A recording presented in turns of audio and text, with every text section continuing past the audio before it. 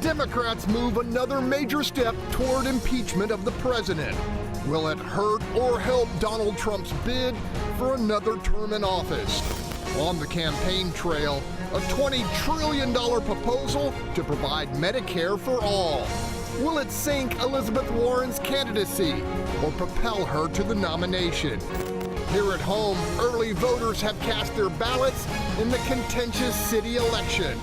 How will low turnout impact Mayor Sylvester Turner's quest for re-election?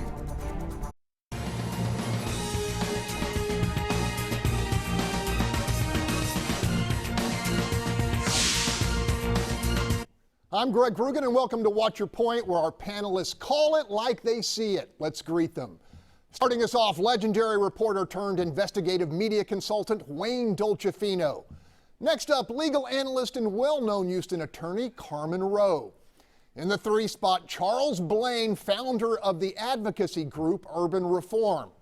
Batting cleanup, longtime Fox 26 legal and political analyst Chris Tritico. Next up, conservative lawyer and Second Amendment expert Michele Maples. And closing us out on that hot corner, writer, educator, and radio host Antonio Diaz. Let's begin. History made this week as the United States House of Representatives took another major step toward impeachment of President Donald J. Trump. Along purely partisan lines with only 2 Democratic defections, the House Majority Party established guidelines ahead of a very likely vote on articles of impeachment.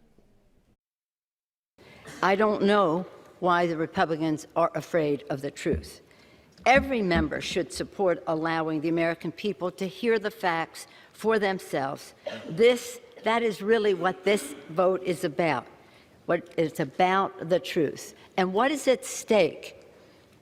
What is at stake in all of this is nothing less than our democracy. Republicans loudly accuse Democrats of violating the president's right to due process in an overt effort to undo the outcome of the 2016 election. At issue, did the president withhold military aid from Ukraine until the leaders of that country agreed to investigate Trump political rival Joe Biden and his son? If he did, is that an impeachable transgression? Let's get going, Wayne. Okay. What do you say? As we continue our march toward insanity and likely civil war, I will say, first of all, I don't care about Ukraine. Okay, I don't even care about Joe Biden's son. I think it's great when the vice president's kid makes all these millions of dollars just because his daddy is vice president. Look, this is such silliness. We had this Russian nonsense followed by this Ukraine nonsense. Look, at worst, this is Trump's political payback because he got so you-know-whatted after the 2016 election. Can we just actually do stuff in Congress other than this silly political stuff? There's an election in a year. Let's vote. Trump will win again, and then let's move on. Okay, Tony, I guess you see this differently. Very much differently. And I think here's the problem. I think your far-right Republicans really would ignore if Donald Trump shot somebody on Madison Avenue. Yes. So here's a good analogy. If the president did shoot somebody on Madison Avenue, we'd take him to court. There'd be a body, there'd be a smoking gun, and that's what you have here. There's a dead body, which is the Constitution, and there's a smoking gun, which is the president on tape saying that he's willing to bribe, blackmail, or bully anyone to stay in office and disregard law, order, and all due process. On top of it, it's really insulting for the president to think he's above the law. He doesn't have to follow the law, doesn't have to give his taxes. He can make money off the whole presidency. And in the meantime, he's going to turn working class families against each other, be they Democrats or Republicans. Working class white families, black families, Latino families are at each other's throats because we don't have enough money for insurance. And on top of it, these same families have to hire undocumented labor to subsidize their lifestyles, and then he's going to come around and bully the kids as well as the parents of the undocumented. It's sad. It's a sad day in America. I'm glad the Democrats are standing up, and I'm glad Pelosi is leading the way. Michele Maples, does that make any sense to you? No. Well, what just happened, Tony? It's the opposite. It's like what you're saying directed at President Trump, you need to be saying to the Democrats, because that's exactly what the Democrats are doing. There has been no due process, which is what our country is founded on, ladies and gentlemen, in this process whatsoever. We have over 100 hours of closed-door secret testimony from all of these depositions. And finally, thank God, let's bring all of this out in the open so the American people can make the decision for themselves. Did you read the transcript, Tony? I read the transcript. There are no dead bodies. There is no quid pro quo. I don't know what you're reading, because we are reading something completely different. It's terrible. Hold on, Chris Tritico, is this the right political calculation for Nancy Pelosi? Well, Nancy Pelosi, if you'll recall, for 2 years has said we're not going down this road until the evidence shows us we have to, and she delayed as long as she could. And when the president initiated this call on his own and initiated this shakedown of the Ukrainian prime minister on his own, she really had no choice at that point but to let the House begin this investigation. But I want to address some of these points if I can. The due process clause of the Fifth Amendment does not apply to an impeachment proceeding. The president is not entitled to any of the things the Republicans are griping about. And Bill Clinton got none of the things the House just gave President Trump. None of them.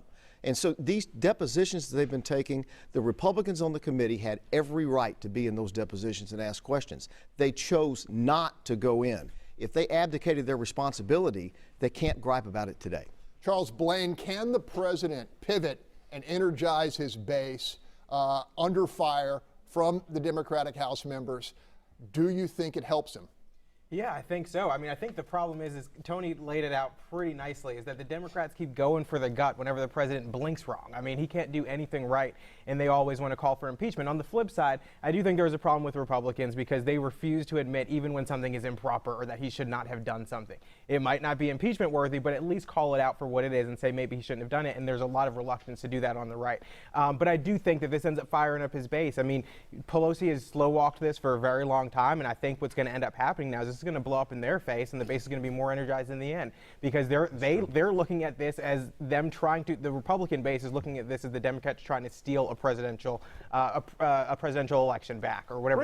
Bring it. Tell the base to bring it. All right. Well, they will. Carmen Roe, I always look to you for clear-eyed pragmatism. As you watch this unfold, are the Democrats screwing up, or are they compelled? Do they have to do this based upon what you've seen? I don't know that anybody has to do anything, but we've talked here on this show about whether or not it's a crime. I think we all agree it's not, but whether or not it's impeachable, I mean, that, as Chris said articulately, that's a political process. It has nothing to do with our legal system. And so is it a political move? Is it political posturing for the Democrats? Absolutely. Will it blow up in their face? I mean, only time will tell because of the way that this has all been unfolding between secret meetings and now we want the truth and they're going to be public meetings. I think we have to see what actually comes out in these presentations that are about to come in these hearings. Okay, Wayne, rebuttal. All right, everyone thinks this is about Ukraine, but Tony has crystallized what it's really about: illegal immigration, right? You heard Tony said that during his whatever that was, right? He went up to illegal immigration and how we treat Chicano families and black families and green families and purple polka dotted families. Look, that's what it's about. It's about policies. They don't like the guy. We all get it, right? Go vote. And right, and then if the guy you don't like wins again, which he will, then you'll have 4 more years to come up with Slovenia as the next place there was some big scandal. Give me a break. It's about abuse of power like you're abusing the mic. Makes no sense. Hold on here. You know, and if it really is about getting out the vote, I mean, we have the city election. We're going to hear now that the Latino vote was 15% of the early vote. Will this be enough to get Latino voters across this country to the polls in numbers they haven't been? Hasn't historically. We're not used to. Well, let's get something straight. Those polls don't get to our community. So let's get something straight. Not only are we undocumented when it comes to immigration, we're undocumented when it comes to polls. So our community's everywhere now, too. It's not like the old days where you could nail us down to one neighborhood. We are all over the place. So that 15% is actually a larger number. And this election is going to be very, very different. Yes, not only is the Latino vote going to show up for the president, it's going to show up for the mayor, too. Okay, we're going to leave it right there. I'm sure we're going to talk about it again. It is a proposal at the very core of Democratic frontrunner Elizabeth Warren's presidential campaign. And now we have a price tag. Providing Medicare for all, as the Massachusetts senator promises, will cost an additional $20.5 trillion.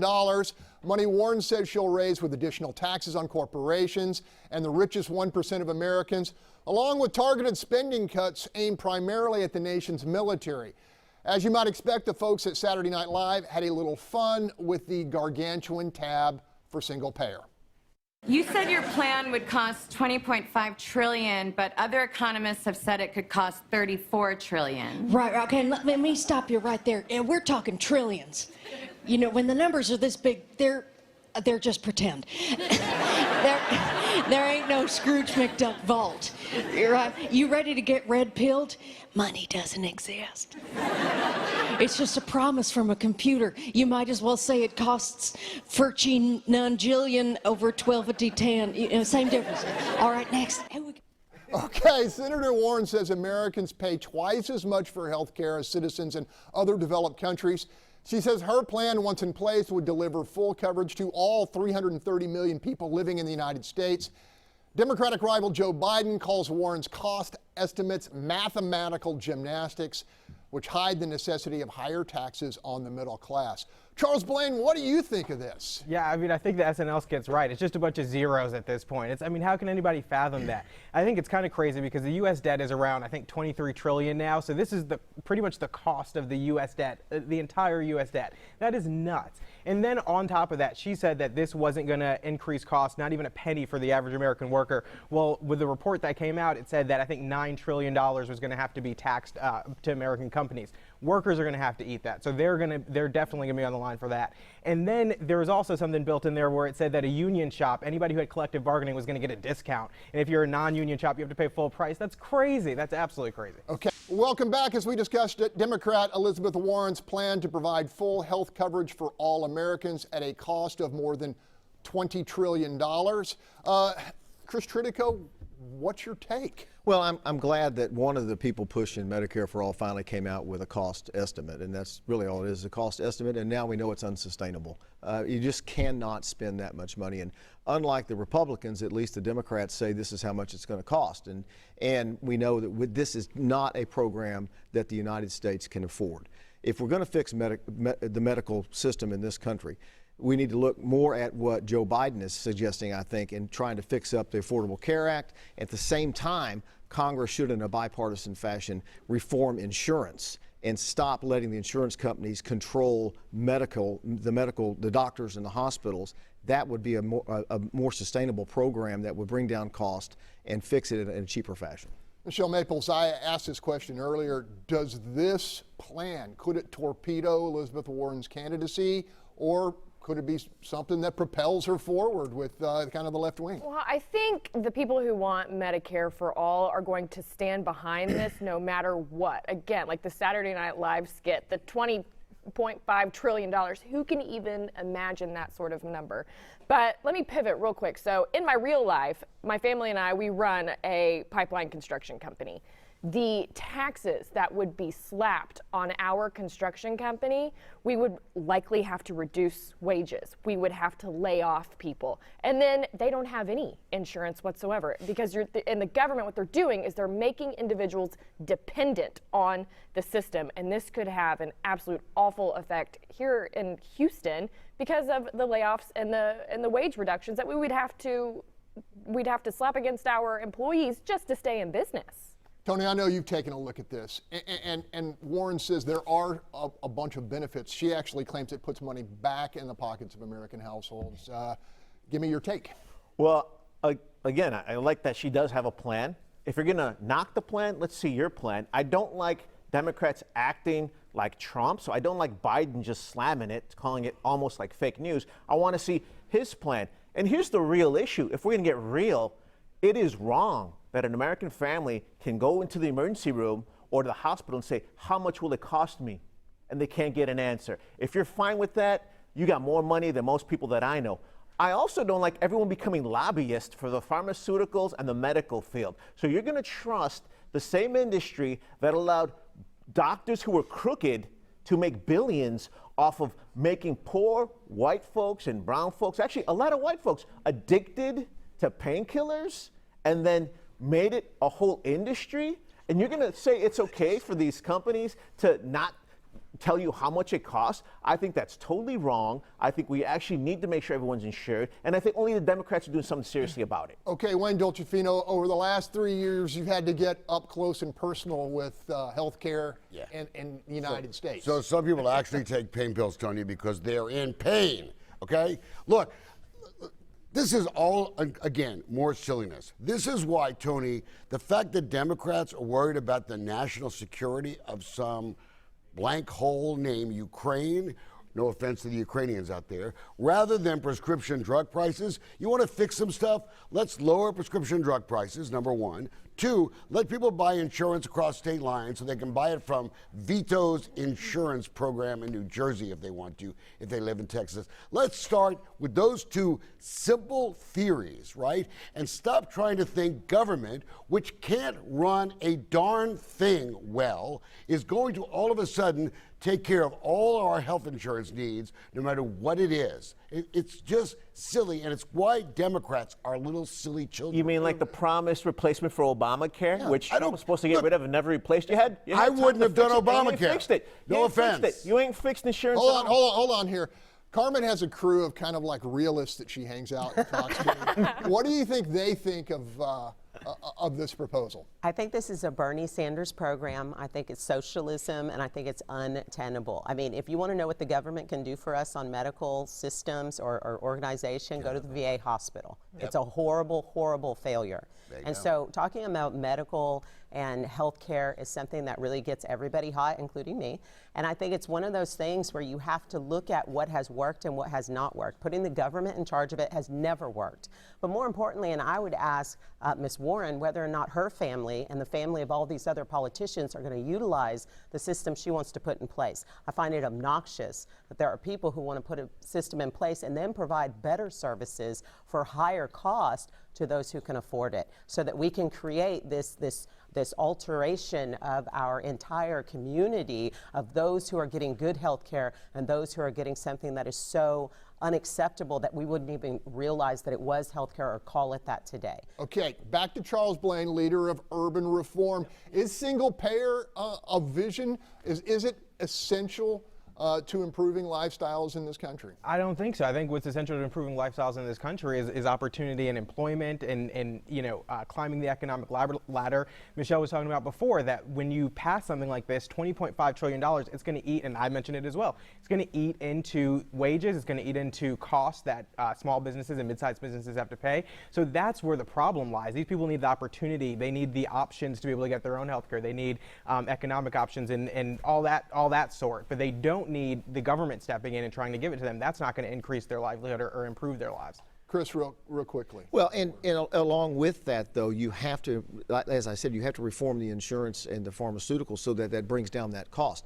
This overall talk about how we're going to inform medical, if we don't bring down the cost and don't reform the insurance, who's controlling everything, you don't do anything, and that's the problem. And the Republicans had 2 years to do something about that and did nothing. Okay, we're going to leave it right there. Just ahead, travel perks revealed for that controversial $95,000 a year city intern. Justified or a poor use of the public dollars? Welcome back. Turning to local politics, less than 48 hours until the city election. There was a new development in the case of that controversial $95,000 per year Houston Airport System internship approved by Mayor Sylvester Turner.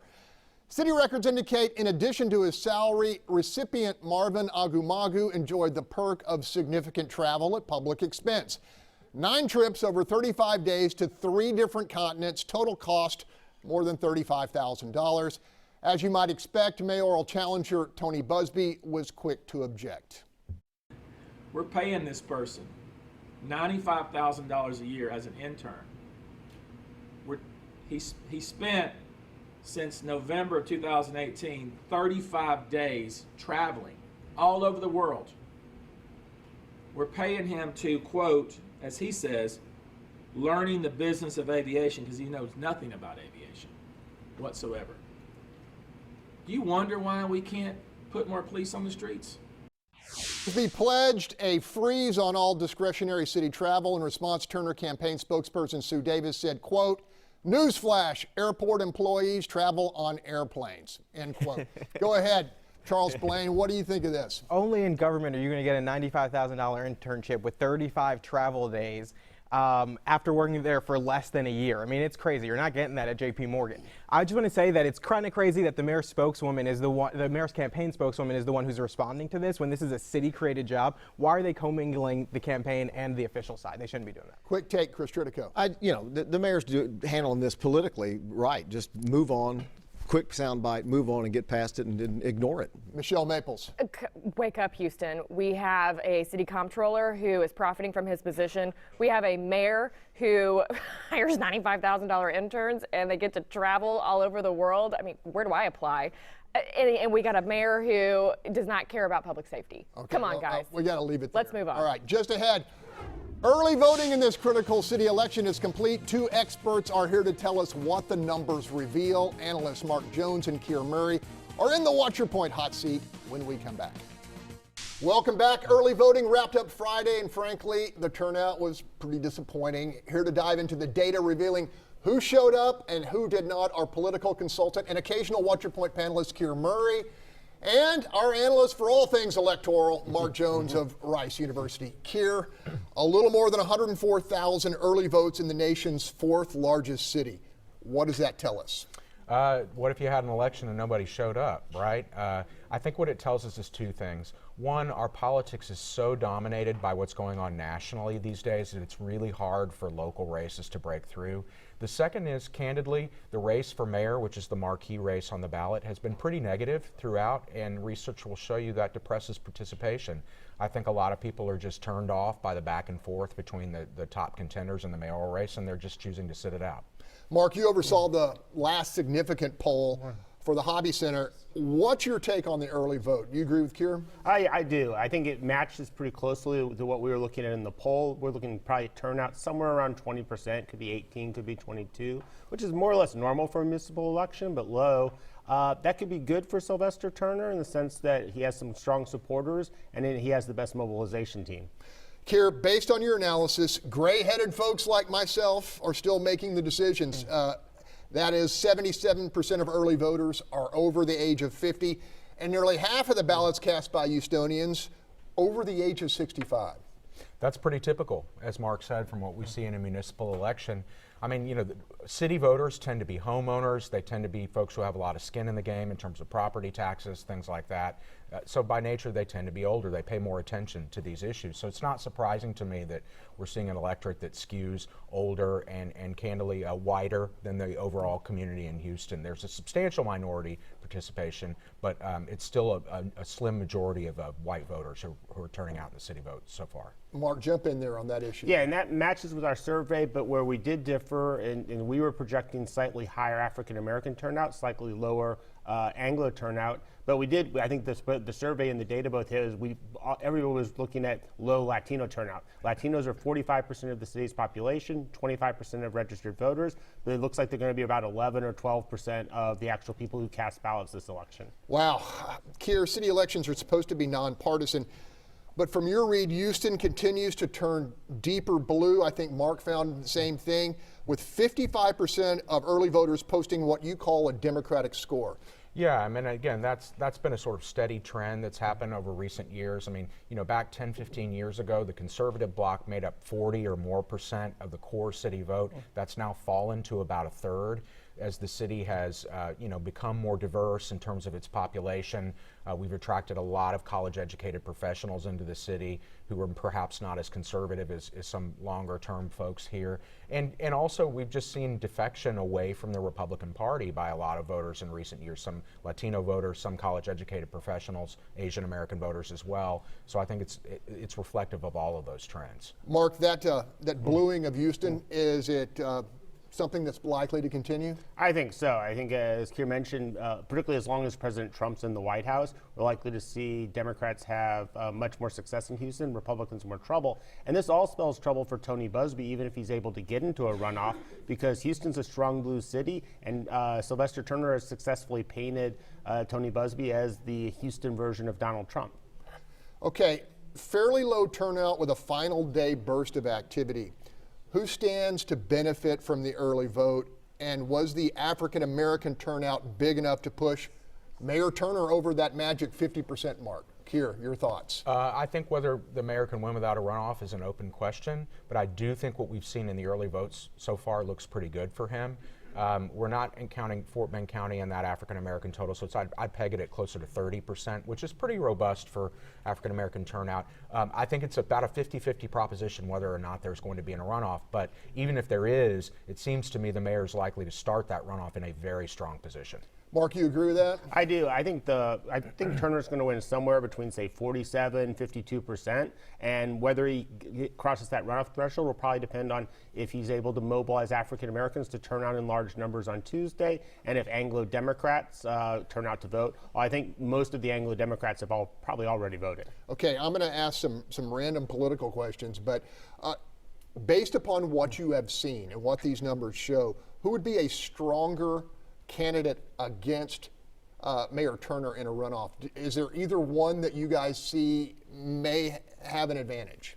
Well, I mean, off the top of my head, I would say Bill King would have a better shot in a runoff against the mayor than Busby would. I don't think that's what's going to happen, but I think he would have a better chance at it. He ran a very close race against the mayor last time, showed some ability to cross over partisan lines, doesn't have some of the baggage that Mr. Busby does in his personal background. I think King would be a stronger runoff competitor, but I don't think he's going to get there. It is just an educated opinion. I don't think. I mean, I think King would be stronger. I also think Dwight Boykins, if he was able to get there, would be a very strong candidate. I mean, what our survey shows is the more people learn about Dwight Boykins, the more they like him. He just hasn't had any money whatsoever to mount an effective campaign. But I think if Boykins were in the runoff, he could give Turner a much stronger run for his money than Busby. But the reality is he's not going to get there because he doesn't have the campaign finance money, because he's not a millionaire, and he also doesn't have the benefits of city office where you get all those contractors giving you all that money to get all those contracts for themselves to make a lot of money. So you guys are saying between 18, 21%, that sound fair? 17, 18 is what I'm going for on turnout. Yeah, unless there's something that really sparks turnout on Tuesday, I'd say in the high teens. If there's a great mobilization, maybe 20, 21. Hey, you guys, always great to have you on here. Thank you. Okay? All right, we'll be back with more Watch Your Point in just a moment. Welcome back as we examine the early voting numbers for this city election and challenge our panel for insight and even a few predictions. Wayne Dolcefino, you don't like these predictions. Well, it's not like I don't like them. I just think they're a little bit wrong. I think if you look at the turnout in Kingwood and Spring Branch and those areas, they were very high. I think mail-in ballots was lower. But look, only 6% of people voted in the early voting thing. You know what? Then they can do whatever they want to you folks, because you don't vote, you can't complain. It's silly. You heard our experts talk about low Latino turnout. Tony, your thoughts? So first, we got to vote. First, for sure, we got to vote. I also would point out there's some voter suppression in that a lot of Latinos are young in high school or in college. Beto actually made big inroads because when he would show up to community college campus, you look at his social media, it's all Latinos there. The Republicans just moved to get polling places off of college campuses. I think we need to make it easier for young people to vote because we've made it easier for the older white voters to vote, including mail-in ballots. 9%, and that's all folks under 35. That's small. Chris Tritico. It's terrible that you have a situation like the Latino vote who dominates the city and they're not voting. If they voted at 48%, 45%, they'd carry every election, and that's the problem. They ought to be voting.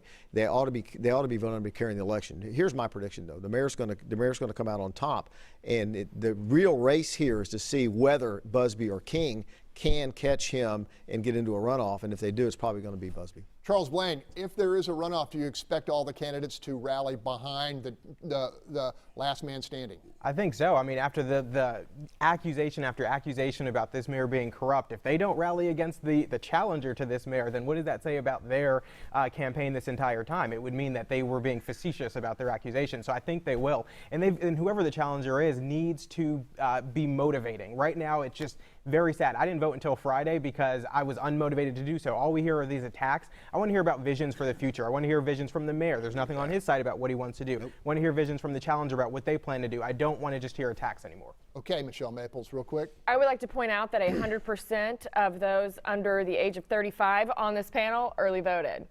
But no, guys, if we don't get out there and vote, then we deserve another Turner.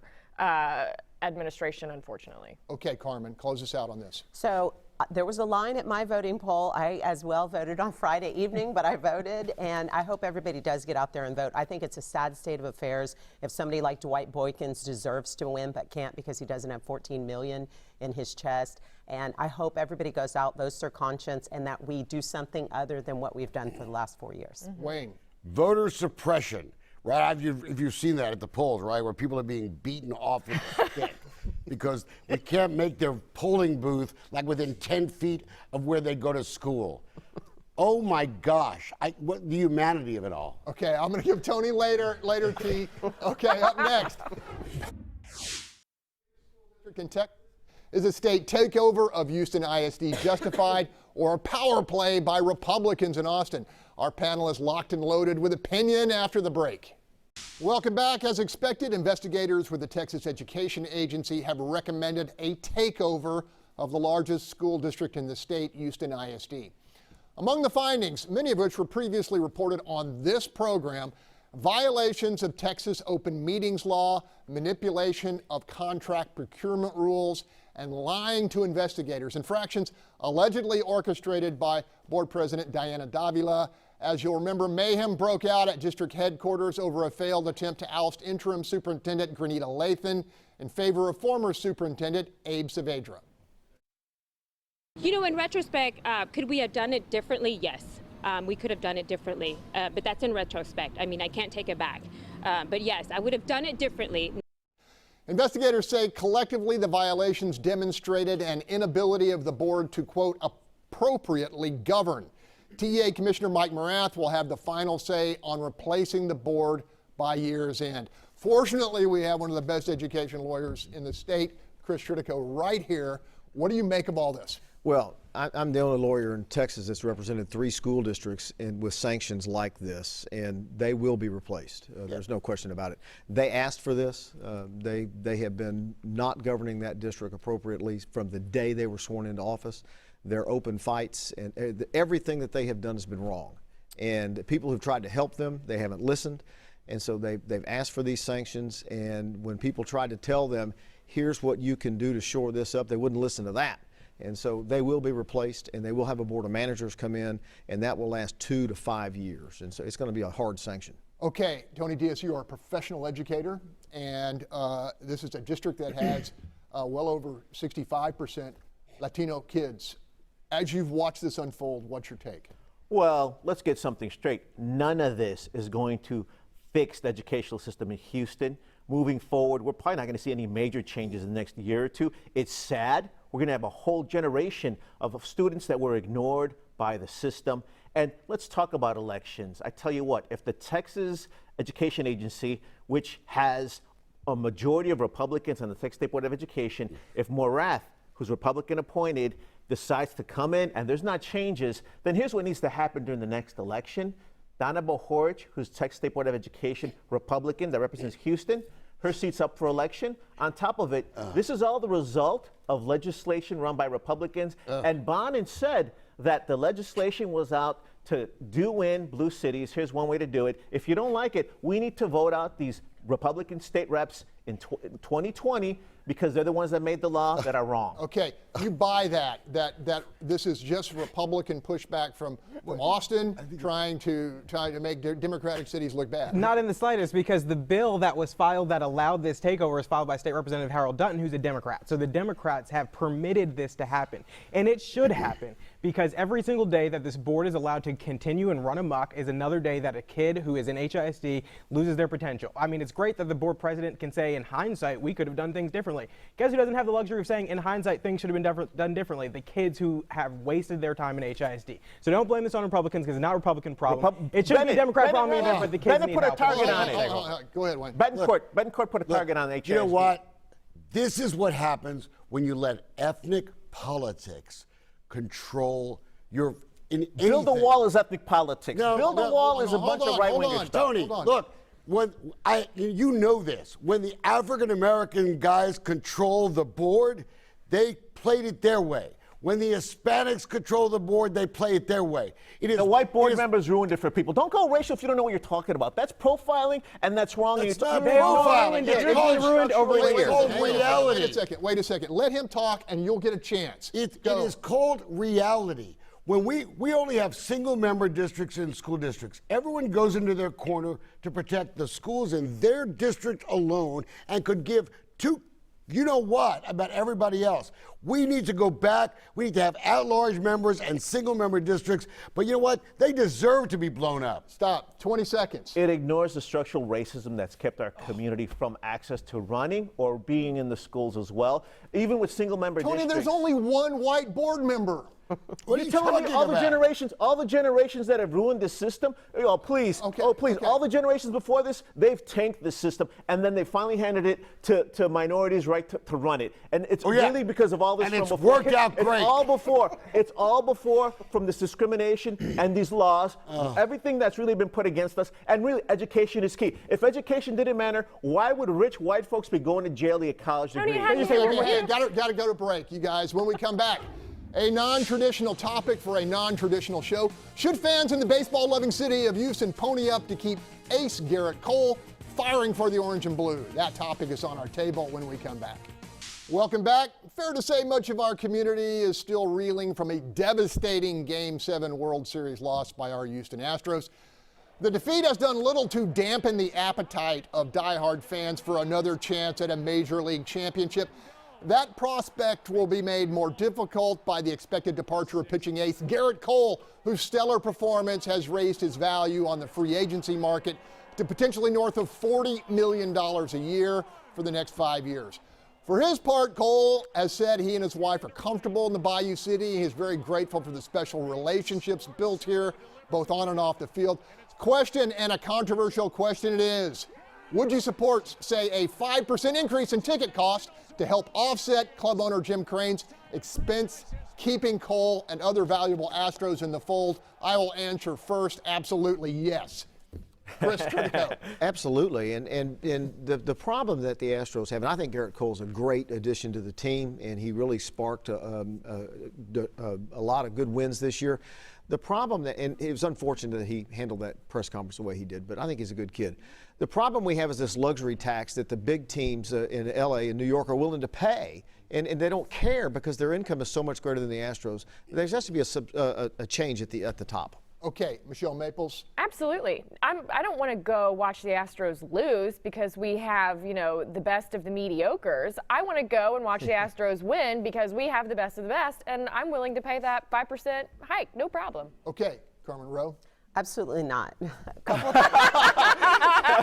One, Garrett Cole, I'm disappointed. I'm not comfortable with his response. I mean, look, there's no I in team. And for the Astros, I mean, win, lose, or draw, we love them. And you got to love the team whether you win or not. And I think he told us everything he needed to know. I would wish him well. As far as spending more money on the Astros to bring the talent, we don't need to spend the money to bring the talent because we're Houston.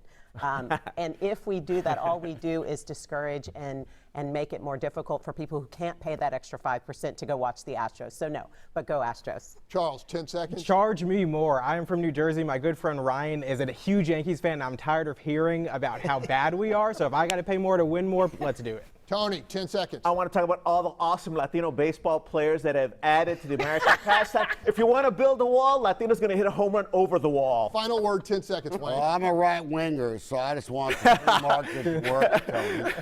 I didn't even hear what he said, but it sounded Go ahead. Texan Beto O'Rourke's bid for the White House is done. What next, if anything, for the outspoken El Paso progressive? Stay with us. What's your point? We'll be right back. Welcome back. On Friday, native Texas son and presidential candidate Beto O'Rourke ended his campaign for the Democratic nomination. Frequently speaking in front of a banner that read, "No Fear," O'Rourke drew both praise and heavy fire for controversial proposals ranging from reparations for descendants of slaves to mandatory confiscation of assault-style rifles to stripping churches of tax-exempt status for failure to support same-sex marriage. O'Rourke is not expected to challenge Republican Senator John Cornyn in the 2020 election. Panel, why didn't Beto trigger enough enthusiasm to stick around? Quickly, Charles Blain. I think he realized that the national Democratic base is further to the left than the state Democratic base, and I think it just he couldn't keep up with the Bernies and the Elizabeths of the world, and the jazz hands just couldn't keep up with those guys, so he had to give it up, and now he's coming back home. Chris Tritico. He had a lousy rollout when he rolled into the race. It was a horrible start, and while he jumped up at 10%, he just didn't have the momentum. He never had the momentum. This has been a long, slow exit from the presidential race. He never should have got in. Tony. On the flip side, you had Julian Castro that morning say that he had met his 800,000 G challenge. He's in the race. He's leaning in. I love that he's going full tilt. Loved Beto setting up a great campaign, giving Cruz a great run and opening up Texas for the Dems. Going to be exciting, exciting race. Carmen Roe. As soon as he said he was taking the guns away, I think that was the kiss of death for him. I think it's been over ever since then. And as Chris said, it's just been a slow decline. So no surprise I'm guessing there. Michele Maples feels the same way. I am more of an advocate for the mosques who are against same-sex marriage. I mean, we got to protect everybody. Okay, I thought we were going to have time. You're going to dance on his political I think Beto really was Jesus Christ superstar.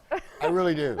I think he's now in El Paso depressed over the guilt of his ethnic heritage. I'm sure. Okay, Chris, any chance he jumps into the Senate race? You know, he said he's not. I don't think that's a foregone conclusion. I think he's looking at that race, and I think he'd be crazy not to after what he did with Cruz. But I think it's too late. Dems already that have put a lot of time and energy into the Senate. I think it depends on how much Okay, got to leave it there, folks.